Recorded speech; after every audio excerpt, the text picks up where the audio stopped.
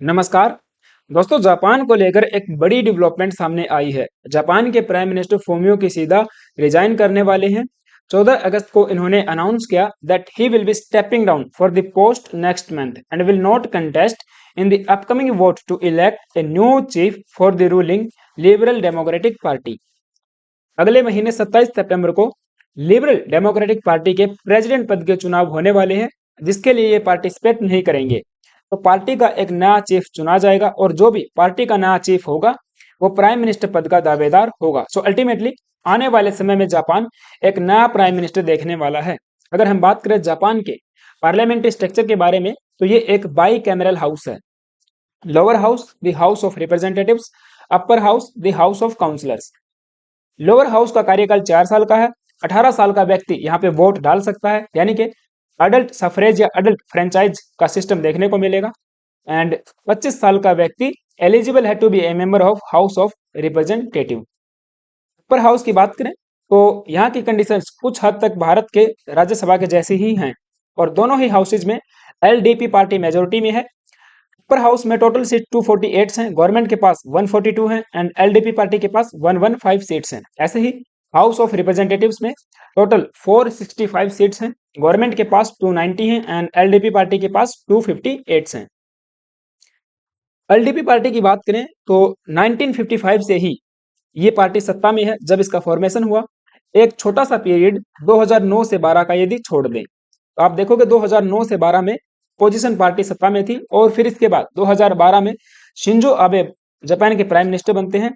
294 सीटें यहाँ पे सिक्योर की गई थी एंड इसके बाद 2014 में फिर से चुनाव हुए, 291 सीटें जीती एंड इसके बाद 2017 में 284 एंड 2021 में आप देखोगे तो 261 सीट्स ये पार्टी जो है सिक्योर कर पाई और लगातार 2012 से अभी 24 तक सत्ता में बनी हुई है। लेकिन गौर करने वाली बात यह है कि पार्टी का जो सीट शेयर है और सीटों की जो संख्या है वो लगातार गिरती जा रही है। इसके पीछे का एक सबसे बड़ा रीजन तो ये है कि शिंजो आबे के बाद जो भी जापान के प्राइम मिनिस्टर बने उनका अनपॉपुलर होना और सरकार का और पार्लियामेंटेरियंस का भ्रष्टाचार में लिप्त होना, क्योंकि बहुत बहुत बड़े स्कैंडल्स, बहुत बहुत बड़े भ्रष्टाचार के आरोप सरकार के ऊपर लगते रहे हैं। इसीलिए इन्होंने कहा कि आने वाले जो चुनाव होंगे पार्टी के लीडरशिप के लिए, उसमें ये पार्टिसिपेट नहीं करेंगे। एंड एक बार जब नया प्रेसिडेंट चुन लिया जाएगा तो मुझे आशा है कि यहाँ सब लोग यूनाइट हो जाएंगे एंड एक ड्रीम टीम हम लोग फॉर्म कर पाएंगे to achieve the politics that can gain public understanding. अब क्योंकि पब्लिक का जो ट्रस्ट है वो सरकार से और जापान के प्राइम मिनिस्टर से हटता जा रहा है। आप देखिए जापान के जो प्राइम मिनिस्टर वर्तमान में हैं उनकी ग्लोबल लीडर अप्रूवल रेटिंग बिल्कुल डाउन में है। 15% अप्रूवल रेटिंग है, जबकि 68% लोग इनको डिसअप्रूव करते हैं। तो कौन है जापान के प्राइम मिनिस्टर? किशिदा फूमियो या फूमियो किशिदा। तो देखिए ये हिरोशिमा से आते हैं बेसिकली। हिरोशिमा वही स्थान है जहां पे अमेरिका ने 6 अगस्त को एक एटॉमिक बम गिराया था और इनके जो फैमिली के पूर्वज थे वो भी इसमें मारे जाते हैं। इसी वजह से ये न्यूक्लियर नॉन प्रोलिफरेशन एंड डिसआर्मामेंट को सपोर्ट करते आए हैं। एंड बेसिकली मिलिट्री के ऊपर भी जो एक्सपेंड होता है, जो एक्सपेंडिचर किया जाता है, उसके विपक्ष में ये नहीं रहते।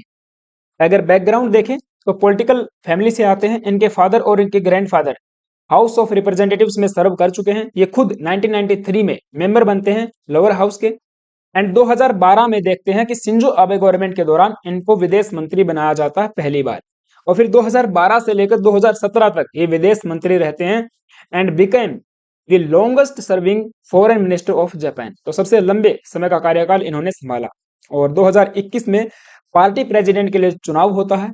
इन्होंने तारा नोको को हराया और इसके बाद पार्टी के प्रेसिडेंट बनते हैं एंड फिर अल्टीमेटली आपको पता है जो भी पार्टी का प्रेसिडेंट होगा वो यहाँ का प्राइम मिनिस्टर बन जाएगा। इन्होंने रिप्लेस कर दिया योशिहिदे सुगा को, क्योंकि आपको पता है शिंजो आबे को 2020 में एसेसिनेट कर दिया जाता है और उसके बाद में योशिहिदे सुगा प्राइम मिनिस्टर बनते हैं। फिर इसके बाद से चुनाव होते हैं और अल्टीमेटली हम देखते हैं कि किशिदा जो है पावर में आ जाते हैं। एंड नाउ यहाँ पे एक चीज और नोटिस करने वाली है कि जो एलडीपी पार्टी है उसमें आपको 6 फैक्शन देखने को मिलेंगे। उनकी अलग अलग विचारधाराएं हैं, हालांकि मोस्टली कंजर्वेटिव्स हैं, कुछ सेंट्रिक भी हैं। तो जो लॉन्गेस्ट फोर्थ लॉन्गेस्ट फैक्शन है पार्टी का 47 मेंबर्स के साथ, उसी पार्टी से या उसी फैक्शन से आते हैं फूमियो किशिदा और 30 सालों में जापान के प्राइम मिनिस्टर बनते हैं इस फैक्शन से। तो ये भी एक फैक्ट इनके नाम है। ना अब सवाल खड़ा होता है कि ये रिजाइन क्यों कर रहे हैं। तो देखिए इनका खुद का ये कहना है कि politics can not function without public trust, क्योंकि लोगों का जो ट्रस्ट है वो अल्टीमेटली सरकार से जा चुका है। आए दिन हम देखते हैं कि जापान में भी अभी प्रोटेस्ट होने लगे हैं, और महंगाई जो है कि बहुत ज्यादा बढ़ गई है। एंड इसके अलावा जो इकोनॉमिक सिचुएशन है वो भी बहुत ज्यादा ठीक नहीं है। यानी एक इकोनॉमी का जो डेवलपमेंट है, जो ग्रोथ है, वो स्टेगनेशन हो चुका है। और जैसा मैंने बताया, लोगों का जो ट्रस्ट है वो सरकार पे नहीं है। 70% ही जो है निकी पोल के अकॉर्डिंग इनको अप्रूवल मिला हुआ है। जबकि आप देखिए 2021 में जब ये प्राइम मिनिस्टर बनते हैं तो 60% अप्रूवल रेटिंग इनके पास में थी, जो अब अभी फिलहाल 2024 में केवल 20% रह चुकी है। हालांकि इसके और भी बहुत सारे रीजंस हैं, जैसे कि बहुत सारे स्कैंडल्स हैं, सरकार के जो मेंबर हैं, पार्लियामेंटेरियंस हैं, उनका भ्रष्टाचार में लिप्त होना, और इसके अलावा एक चर्च स्कैंडल का भी यहाँ पे नाम आता है। चलिए उसके बारे में बात करते हैं, लेकिन उससे पहले आप सभी से छोटी सी रिक्वेस्ट है, यदि आप चैनल पे नए आए हो तो प्लीज गाइज एक सब्सक्राइब करना एंड बेल आइकन को जो है प्रेस करके जाना है। नाउ सबसे पहला स्कैंडल है करप्शन स्कैंडल, क्योंकि सरकार के जो लोग हैं वो बहुत ज्यादा भ्रष्टाचार में लिप्त हैं। 600 मिलियन येन का एक जो है घोटाला सरकार में देखने को मिला है, और इलीगल तरीके से स्लैश फंड में उस पैसे को इकट्ठा किया गया, और पार्लियामेंटेरियंस ने कहा जाता है कि आपस में ये पैसा बांट लिया। जबकि आप देखोगे जो वोटर्स हैं, जो जापान के आम नागरिक हैं, वो ऑलरेडी स्ट्रगल कर रहे हैं राइजिंग लिविंग कॉस्ट, यानी कि जो इन्फ्लेशन बहुत ज्यादा हाई है उसकी वजह से वो लोग स्ट्रगल कर रहे हैं। इकोनॉमिक ग्रोथ जो है हो नहीं रही है। हालांकि किसी दा नई नई पॉलिसीज भी लेके आए थे, लेकिन बात नहीं बनी। तो इनके साथ साथ जो मिनिस्टर्स हैं वो भी यहाँ पे रिजाइन करने वाले हैं, वो भी स्टेप डाउन करने वाले हैं। Unpopular prime minister Fumio Kishida reels from a major corruption scandal in the ruling party. तो रूलिंग जो पार्टी है एलडीपी, उसमें ही बहुत बड़ा करप्शन देखने को मिला है। दूसरा एक चर्च स्कैंडल का बार बार यहाँ पे जो है जिक्र किया जाता है। यूनिफिकेशन चर्च, जापान में एक चर्च है जिसका नाम है यूनिफिकेशन चर्च, और एक ईसाई मिशनरीज की तरह ये काम करता है। एक मास लेवल पे लोगों का सामूहिक विवाह करवाता है। कहा जाता है कि कन्वर्जन के भी केस इस चर्च को लेकर सामने आए हैं।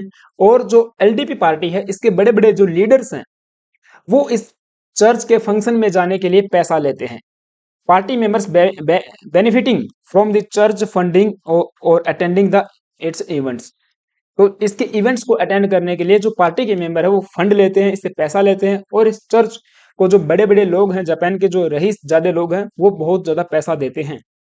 अब ऐसा ये केस सामने आया था कि जिस व्यक्ति ने शिंजो अबे का एसेसिनेट किया था, उनकी मदर ने इस चर्च को बहुत ज्यादा पैसा दिया, बहुत ज्यादा मनी यहाँ पे डोनेट कर दिया, जिसकी वजह से इस व्यक्ति की जो फैमिली है, जो मदर है, वो जो है इकोनॉमिक क्राइसिस से गुजरने लगे। इनके पास जो है पैसा नहीं बचा। इसीलिए फ्रस्ट्रेशन में आके इन्होंने शिंजो आबे को जो है असैसिनेट कर दिया। इनका कहना यह था कि जापान की जो गवर्नमेंट है, जो रूलिंग पार्टी है, और जो मेंबर हैं पार्लियामेंट के, वो इस चर्च के अंदर लिप्त हैं। इसके अंदर एक बहुत बड़ा स्कैंडल यहाँ पे चल रहा है।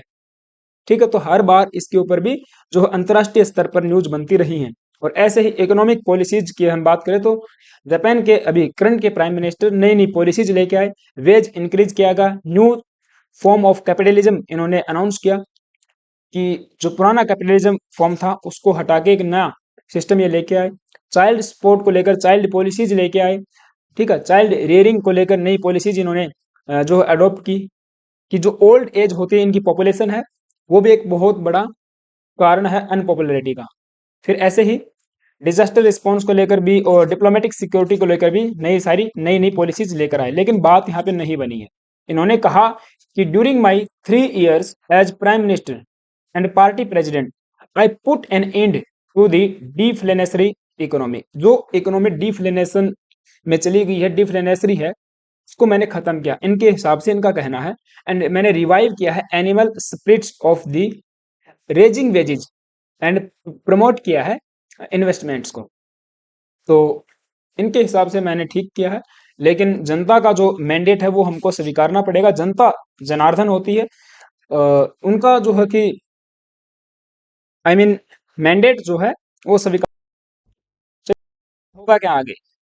तो देखिए अभी तक देखने को ये लग रहा है कि अपोजिशन जो है वो गवर्नमेंट में फिलहाल के लिए नहीं आएगा। There is no fear of an opposition government coming to power. लेकिन जो एलडीपी पार्टी है उन्हीं में से एक नया लीडर जो है चुना जाएगा और वो ही अल्टीमेटली प्राइम मिनिस्टर बन जाएगा। ठीक है, और एक प्राइम मिनिस्टर बनने के लिए 20 एलडीपी लॉ मेकर्स की यहाँ पे सिग्नेचर चाहिए, यहाँ पे उनका अनुमोदन चाहिए कि हाँ वो इस पोस्ट के लिए लड़ सकते हैं। तो 3-4 व्यक्तियों के नाम यहाँ पे सुझाए जा रहे हैं जो चुनाव में लड़ेंगे और प्रेसिडेंट बनेंगे और फिर प्राइम मिनिस्टर की शपथ लेंगे। क्योंकि आप देखोगे 2025 में चुनाव होने वाले हैं अक्टूबर 31 को। तो 31 अक्टूबर 2025 तक तो ये सरकार चलने वाली है। उसके बाद देखना होगा जब इलेक्शन होंगे तो कौन सी पार्टी सत्ता में आएगी। फिलहाल के लिए कोई बड़ा खतरा यहाँ पे देखने को नहीं मिल रहा। और भारत के संदर्भ में हम बात करें तो कुछ खास असर भारत के संबंधों पर नहीं पड़ने वाला है, क्योंकि अल्टीमेटली जो प्राइम मिनिस्टर बनेगा वो एलडीपी पार्टी से ही बनने वाला है, जो कि एक प्रो इंडियन स्टांस रखती है। भारत के संबंधों को जो है अच्छा करने में इस पार्टी ने बड़ा अहम रोल निभाया है, क्योंकि आपको पता शिंजो आबे भी इसी पार्टी से आते थे। और हमने देखा कि जो इंडो पैसिफिक रीजन है, क्वेड जैसा एक इनिशिएटिव जो शुरू करने वाले थे वो शिंजो आबे ही थे। ठीक है, तो 2017 में उन्होंने इसकी जो अवधारणा पेश की थी। हम उसके बारे में भी कई बार बात कर चुके हैं। खैर फिलहाल के लिए ये अपडेट थी कि ये वाले जो व्यक्ति हैं फूमियो किशिदा ये रिजाइन करने वाले हैं। अब आपका क्या मानना है इसके ऊपर, आपकी क्या विचारधारा है, आप खुलकर कमेंट बॉक्स में मुझे बताएं, अपने विचार रखें। और हाँ, अंत में कहना चाहूंगा कि यदि चैनल पे नए आए हो तो एक सब्सक्राइब करके जाना और बेल आइकन को प्रेस करना। वीडियो अच्छी लगी है तो एक लाइक भी कर सकते हो। Thank you, have a nice day.